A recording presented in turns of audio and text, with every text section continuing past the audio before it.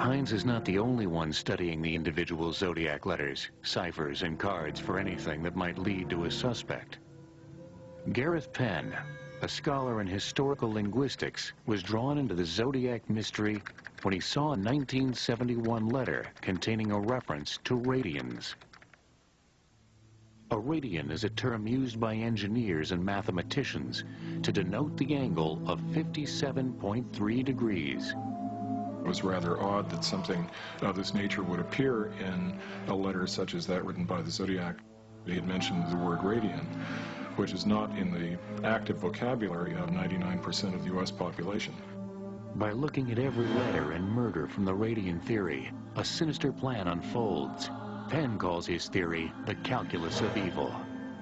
The Zodiac sent a map of the San Francisco Bay Area to police that had a crossed circle drawn over Mount Diablo, which is a mountain right there in the Bay Area. And he said that police would find something interesting if they were to place a radian angle on the peak of Mount Diablo. Apparently, nobody ever tried to find out what a radian was, and this, of course, wasn't uncovered until 1980 when Gareth Penn took it upon himself to do this test and found out that what the Zodiac was talking about was actually something that had a basis in fact. The scenes of the Blue Rock Springs shootings and the shooting of Paul Stein, when they are connected to Mount Diablo, form one radian angle. Penn's theory may explain why the Zodiac chose to kill cab driver Paul Stein. Well, he was looking for what you might call a sacrifice at a particular location. And the surest way to get a victim to a particular location is to hire a cab driver, because a cab driver will go wherever you want him to go for the implied promise of payment. Except when they got to the end of this trip. When the Zodiac's two attacks in Vallejo, California, Lake Herman Road and Blue Rock Springs are connected by the point where the Zodiac made his first phone call to police, an angle of 57.3 degrees appears, another perfect radian angle. I would say that the map references in the Zodiac case are probably the most interesting clues there are, because it's the only real thing that we have that gives us any real indication of why he might have been doing these things, or at least not why, but what it meant to him. One of the Zodiac's earlier letters had a number of X's marked onto the symbol that was his usual signature. The placement of the X's seemed to be random, but perhaps it wasn't.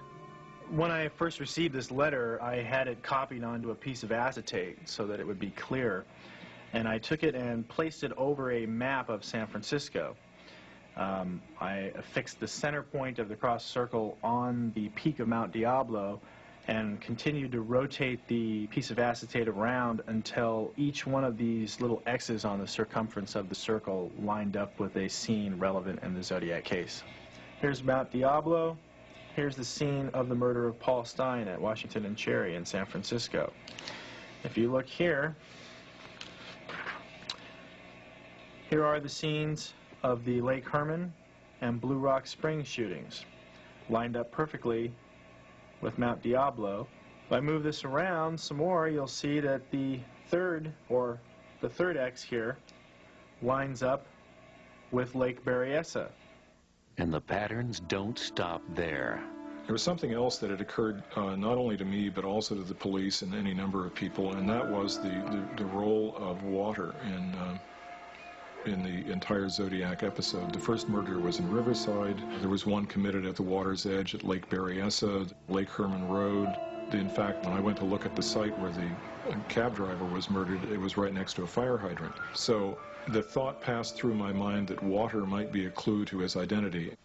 This connection to water led Penn to a suspect he is convinced is the Zodiac. Because the man has not been officially questioned by police, he will remain nameless.